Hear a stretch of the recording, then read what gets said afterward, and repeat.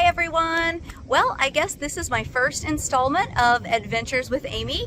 I just had this idea while I was on the trip and thought, hey, I might just try it out, try a YouTube channel about traveling. So I'm Amy and I love adventures, but I also am a very moderate traveler. I like to do excursions and have experiences, but we don't stay in fancy hotels. We would rather spend our money on doing things and having cultural experiences and learning things about the culture and having adventures while we're there. So if you are looking for luxury travel, you will not like my adventures. This will not be it.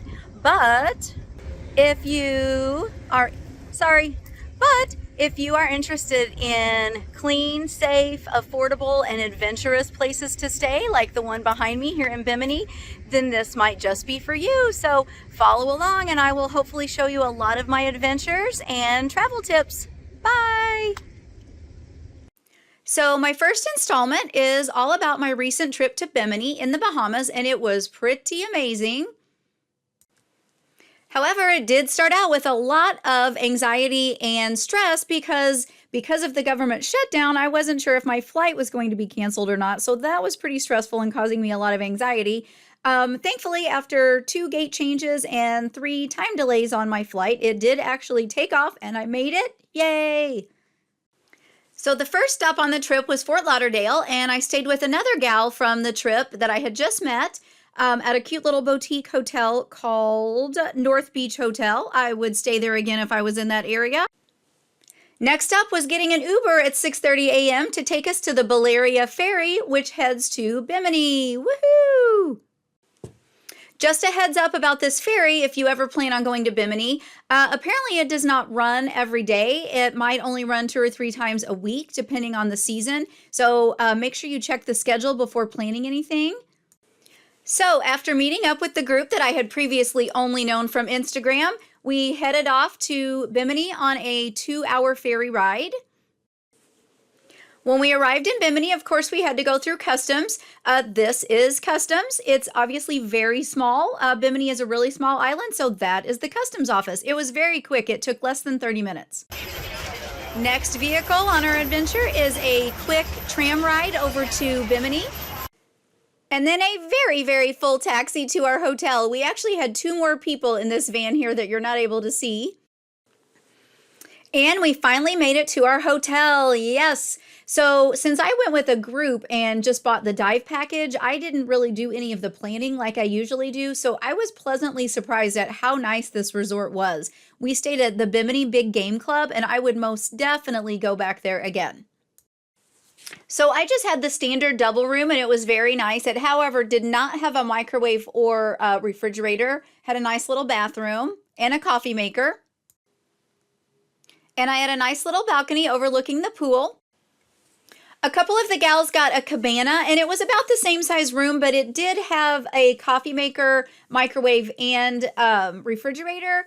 And I do not know how much the prices were because, like I said, I got the package, but I looked up the prices, and it looks like for February they run about $220 to $300 a night, with the cabanas being a little bit more. So it's a little pricey. That's a little more than what I would usually spend. But the great thing about Bimini is it's so small and it's so close to Florida that you don't really have to do a very long stay. You could go there for just 2 or 3 nights.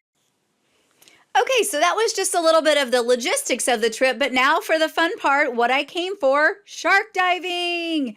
So I love sharks, and I have been scuba diving for about 7 years. I follow a lot of different shark groups and research groups and scuba groups on Instagram. So several months ago, back in August actually, I saw that Paul DeGelder from Instagram was running a shark group to Bimini, a shark dive trip, and he had 2 spots left. And I immediately was like, yes, I want to go. So I messaged him right away and got in on that trip at the last minute. And so now the rest is history. So if you don't know who Paul is, he was a Navy SEAL from Australia. He actually was attacked by a bull shark in Sydney Harbor while he was on a training mission. Since then, he has been on Shark Week several times in a variety of different episodes. He's an author, a motivational speaker, and just an all-around really great guy. I was pretty excited to get to meet him on this trip. So the first day we were there, we did the bull shark cage dive. This is right off the dock at the marina of the resort we were staying at. It was really cool to see the bull sharks up close and personal. They were huge. They are so girthy. It's unbelievable. But this is not a place that you ever want to swim because fishermen are throwing their scraps in and people are throwing in the scraps so that the bull sharks will come close to the cage. So it's not a good environment to be swimming with bull sharks where fishermen are throwing scraps in. But it was really cool to see them up close. So I also want to point out that this is more of a snuba situation. I don't think that you would have to be scuba certified to do this.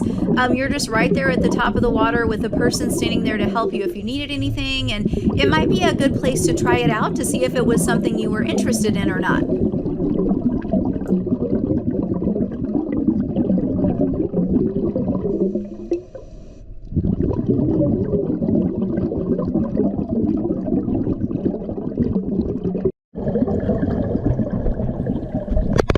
So the second day of diving was what we all came for, the hammerhead dive.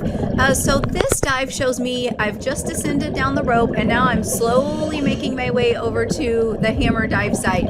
We had to be heavily overweighted for this since it's a stationary dive. So I was wearing about 28 pounds of weight. I normally wear like 12 to 14 pounds of weight. So I was moving really, really slowly to get over there. But a couple of people go in at a time and then you all have a PVC pipe that you get behind. That's kind of to redirect the sharks if needed. We did not ever need them with the hammers. They are super chill. But this is definitely what I came for. It was incredible.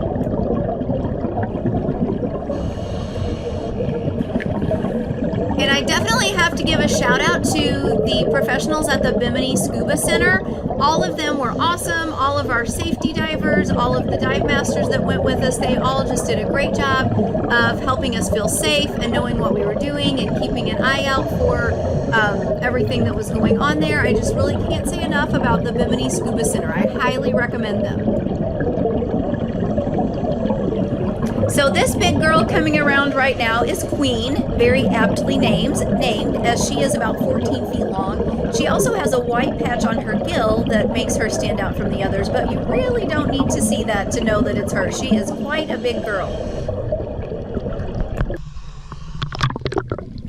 Our third day of diving was with the Caribbean reef sharks and the Sapona wreck. So first up was the Caribbean reef sharks, and I love reef sharks. They are just a really pretty small to medium sized shark, and they're just a lot of fun to watch. There was probably about 20 or more hanging around us.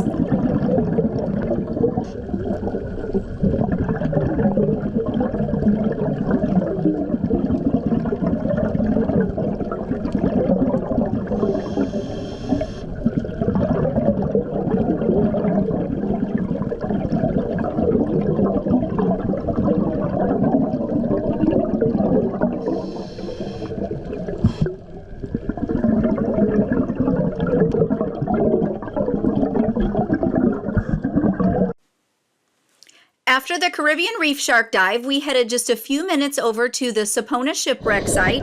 So this ship was originally built to be a World War I troop transport, but it never ended up being used for its intended purpose. Instead, it was a rum runner. And then in about 1926, it ran aground, and that's where it stayed. After that, it became a floating casino, and then it was later used for target practice for Navy bombers. So if you look up a little bit more about the SS Sapona shipwreck, it actually has a lot of really interesting history, too much for me to tell you about here. But now it is home to a lot of corals and fish that I also really enjoyed seeing. Another really cool thing about the Sapona is that you could easily snorkel it too. You don't have to be dive certified to be able to check this wreck out. In fact, there was a whole tour group there that were just snorkeling, and I feel like you would really get to still see a lot as a snorkeler.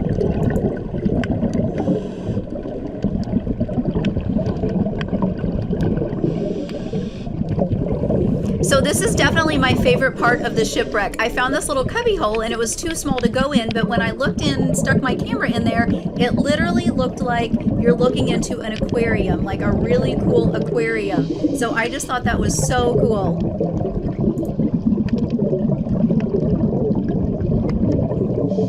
This shipwreck has done a great job of becoming a FAD, or a fish aggregating device. So there were just so many fish hanging around. It was really cool. So on our last day of hammerhead diving, we had an awesome surprise. We had a resident 10-foot long tiger shark named Joker show up. You can actually hear me squealing as she makes her entrance. Here she comes.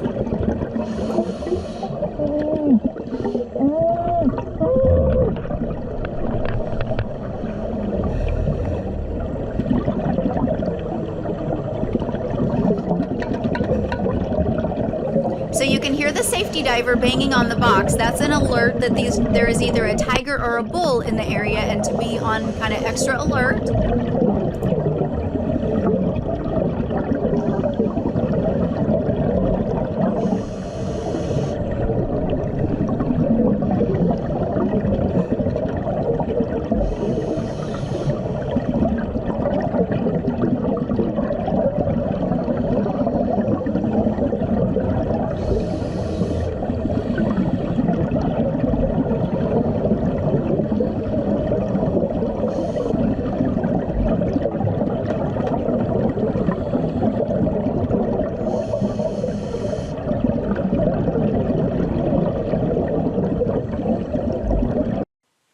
So you might be watching this and thinking, wow, that's really cool. I would love to do that. Or you might be like, no way, you are crazy. No way I'm doing that.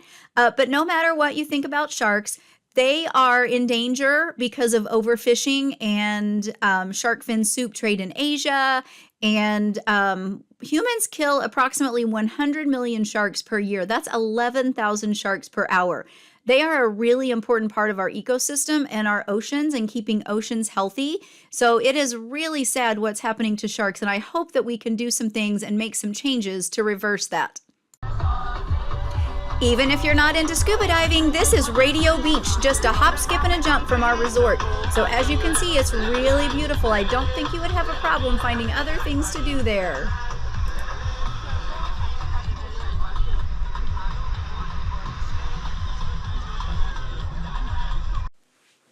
As we finish up our Bimini tour here, I just want to point out that food there is very expensive and many places don't take credit cards, so that's just something to know ahead of time.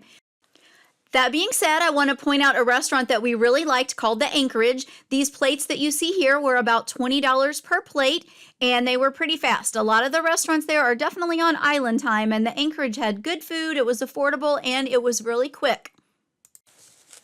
It's truly hard to put into words how amazing this trip was. And one of the things that made it so great, aside from meeting Paul and the awesome sharks, was this awesome group that I was with. We didn't know each other except for on Instagram, and it was just a great group of people from anywhere from age 18 to 51, me being the 51.